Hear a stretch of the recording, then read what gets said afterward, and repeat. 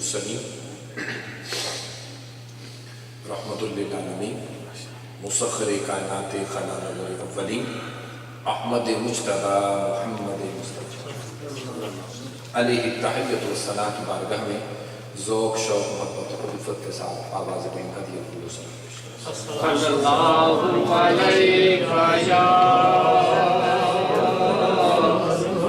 رسول یا سیدی یا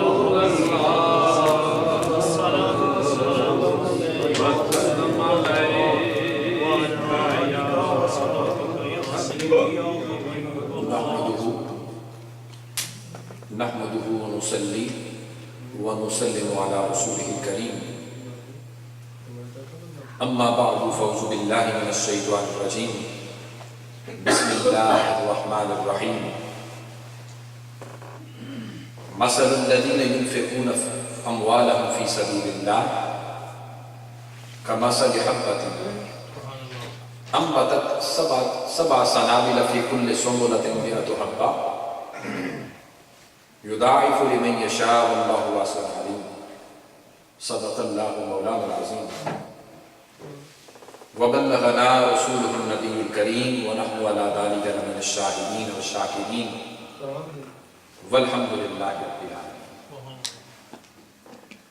الله رب محمد صلى عليه وسلم نحن عباد محمد صلى عليه وسلم لی خمسۃ اطفی بہا حد الوباء الحاتمہ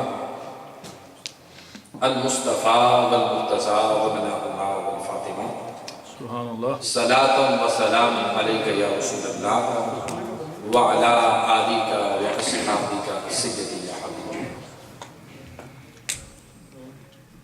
واجب التعظیم قابل سب تکریم معزز عزیزان گرامی قدر انتہائی واجب الاحترام زینت مجلس صدارت صاحبزادہ سید میر حسین شاہ صاحب دامت برکاتہ، میزبان محفل خطیب و امام الکریم اسلامک سینٹر جناب علامہ بشارت احمد شاذی صاحب دامت برکاتہ، محترم المقام جناب علامہ شہباز احمد چشتی صاحب کا مبارکاتہ،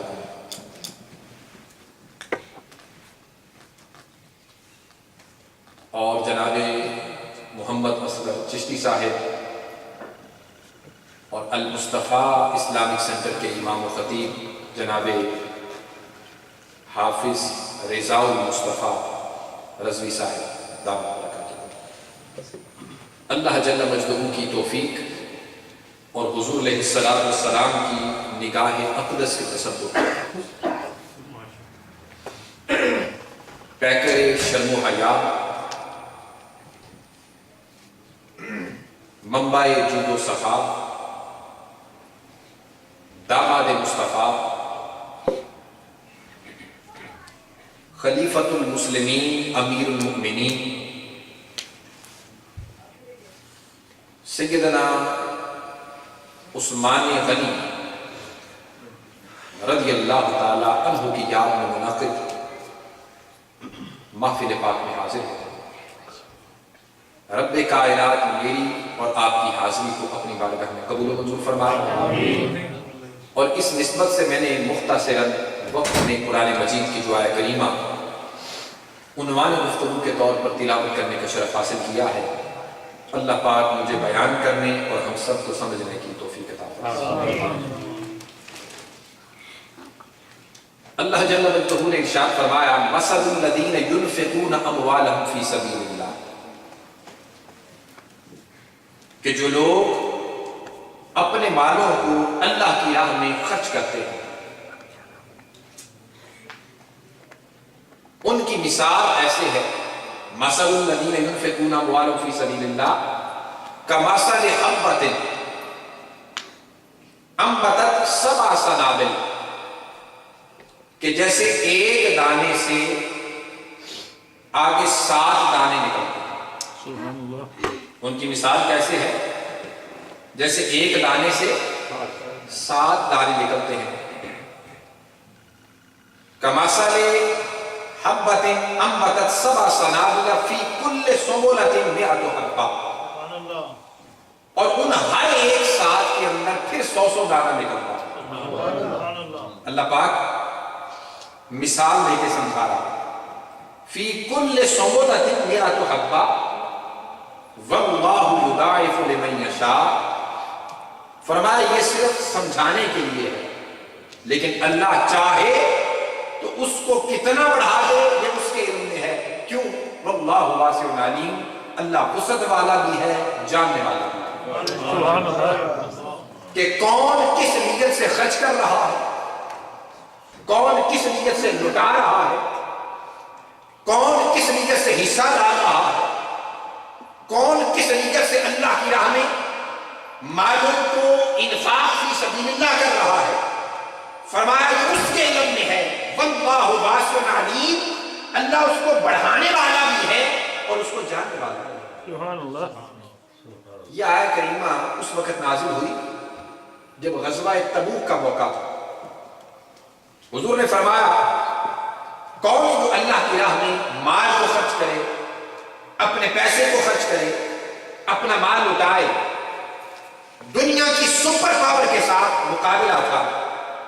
जब हुजूर सलाम ने यह ऐलान फरमाया, जनाब सिद्दीक़ अकबर रज़ियल्लाहु ताला अन्हु अपना सारा माल लेकर बारगाह मुस्तफा में आए। जनाब फारूक आज़म रज़ियल्लाहु ताला अन्हु आधा माल घर छोड़कर आए, आधा मुस्तफा की बारगाह में पेश कर दिया। हर सहाबी एक दूसरे से बढ़कर अपना माल ला रहा है। सैयदना उस्मान गनी रज़ियल्लाहु ताला अन्हु से पूछा, ए उस्मान तू क्या लेकर आया है? अर्ज़ किया या रसूलल्लाह 900 ऊंट मालों से लदे हुए बारगाह मुस्तफा में पेश किया। 900 लदे हुए मालों को बारगाह मुस्तफा में पेश किए। और तारीख गवाह है कि जितना माल उस वक्त बकिया सारे सहाबा ने पेश किया था, उतना ही अकेले जनाब उस्मान गनी ने पेश किया। आधा माल गज़वा तबूक का जनाब सैयदना उस्मान गनी ने पेश किया। तो अल्लाह पाक ने क़यामत तक के लिए कुरान मजीद में जनाब उस्मान गनी की तौसीफ में आयत करीमा नाज़िल की। मसलुल लज़ीना युनफ़िक़ूना अम्वालहुम फ़ी सबीलिल्लाह कमसलि हब्बतिन अंबतत सबअ सनाबिल फ़ी कुल्लि सुबुलतिन मिअतु हब्बा वल्लाहु युदाइफु लिमन यशा वल्लाहु वासिउन अलीम। अब उन लोगों को होश के नाखून लेने चाहिए कि जो सैयदना उस्मान गनी की शान में गुस्ताखी करते हैं। और रिवायत में आता है कि एक मरतबा हुजूर सल्लल्लाहु अलैहि वसल्लम ने फरमाया आओ अल्लाह की राह में खर्च करो। जनाब सैयदना उस्मान गनी रज़ियल्लाहु ताला अन्हु ने बारगाह मुस्तफा में माल पेश किया। और तारीख गवाह ये मौका था कि उन अशिया की मदीना तैयबा में सबसे ज्यादा जरूरत थी।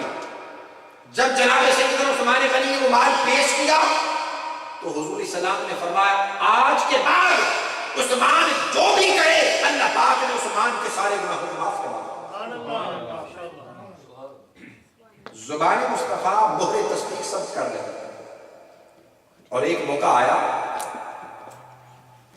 अहले मदीना में मुसलमानों के लिए मीठे पानी का कुआं था, उसकी किल्लत थी। चुनाचे हुजूर सल्लल्लाहु अलैहि वसल्लम ने फरमाया कि फलां मीठा पानी का जो कुआं है ये मुसलमानों को मिल जाए तो जो इसको लेकर वक्फ करेगा उसके लिए जन्नत रब्बे कायनात अता फरमाएगा। तो जो उसका मालिक था वो मुसलमान था, लेकिन उसका ज़रिया आमदन सिर्फ वही था।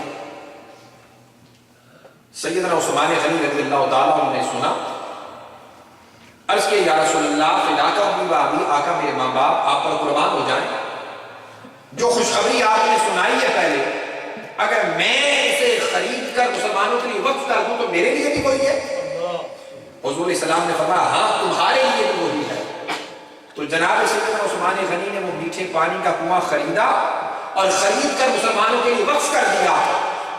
आका ने फरमाया जा तुझ पर रब्बे कायनात में जन्नत को वाजिब कर दिया, जन्नत को वाजिब कर दिया। और हुजूर सलाम ने इरशाद फरमाया मेरा उस्मान वो उस्मान है कि अहले जन्नत जब जन्नत में दाखिल होंगे تو جب میرا عثمان جنت میں داخل ہوگا تو رب کائنات اس کے چہرے کو اتنا نور عطا کرے گا تو جنت تو بذات خود بھی نور ہے، چمک رہی ہے، محلات چمک رہے ہیں، اس کے قصور چمک رہے ہیں، حور خیمات چمک رہے ہیں، ساری مخلوقات عالم جنت چمک رہی ہوگی اور ان کے چہرے چمک رہے ہوں گے، لیکن آقا فرماتے ہیں جب میرا عثمان جنت میں داخل ہوگا اس کے چہرے سے پوری جنت چمک رہی ہوگی۔ اس چمک میں بھی پھر جو چمک پیدا ہوگی اس چمک کا عالم کیا ہوگا؟ حضور نے فرمایا جب میرا عثمان جنت میں داخل ہوگا تو اس وقت وہ ساری جنت جو انوار و تجلیات سے پہلے ہی چمک رہی ہوگی وہ عثمان کے چہرے سے مزید چمک اٹھے گی، عثمان کا چہرہ اتنا چمک رہا ہے۔ اور پھر حضور صلی اللہ علیہ وسلم نے ارشاد فرمایا کہ میرے صحابہ میں میرے اخلاق کے سب سے زیادہ مشابہ اگر کسی صحابی کو دیکھنا چاہتے ہو تو وہ سیدنا عثمان ہے۔ اور نبی اکرم صلی اللہ علیہ وسلم نے ایک مرتبہ جلوہ فروز کاشانہ نبوت پر حضور علیہ السلام کی پیڑھی مبارک سے کپڑا ذرا ہٹا ہوا بارگاہ مصطفیٰ میں سیدنا صدیق اکبر رضی اللہ تعالیٰ عنہ آئے، حضور علیہ السلام اسی نشست پر جس کروٹ بیٹھے ہوئے تھے تشریف فرما رہے، کپڑا بھی ہٹا رہا، گفتگو ہوتی رہی، تھوڑی دیر گزری جناب فاروق اعظم آئے، حضور علی حال ہی بیٹھے رہے، تھوڑی دیر گزری جناب علی مرتضیٰ آئے، آقا دو جہاں اسی طرح بیٹھے رہے، کچھ دیر گزری جناب سیدنا عثمان غنی آئے، حضور اٹھ کے سیدھے بیٹھے، کپڑا سیدھا کیا اور پھر ان سے گفتگو شروع کی۔ سیدہ عائشہ صدیقہ رضی اللہ تعالیٰ عنہ نے یہ منظر سارا دیکھا ہوا تھا، بعد میں پوچھا آقا جناب ابو بکر آئے آپ ویسے ہی بیٹھے رہے، فاروق اعظم آئے آپ ویسے ہی بیٹھے رہے، علی مرتضیٰ آئے آپ ویسے ہی بیٹھے رہے، جب سیدنا عثمان غنی آئے تو آپ سیدھے ہو کے بیٹھے، کپڑا بھی سیدھا کیا، آقا یہ کیا عالم تھا؟ حضور نے فرمایا میرا عثمان اتنا حیادار ہے، اتنا حیادار ہے، اگر میں کپڑا سیدھا نہ کرتا تو جو وہ حاجت لے کر آیا تھا شرم کے بارے میں اپنی حاجت عرض نہ کر سکتا۔ اور حضور علیہ السلام نے فرمایا میں عثمان سے کیوں نہ حیا کروں، میں عثمان سے کیوں نہ حیا کروں، میرا تو عثمان وہ ہے کہ جس سے فرشتے بھی حیا کرتے ہیں۔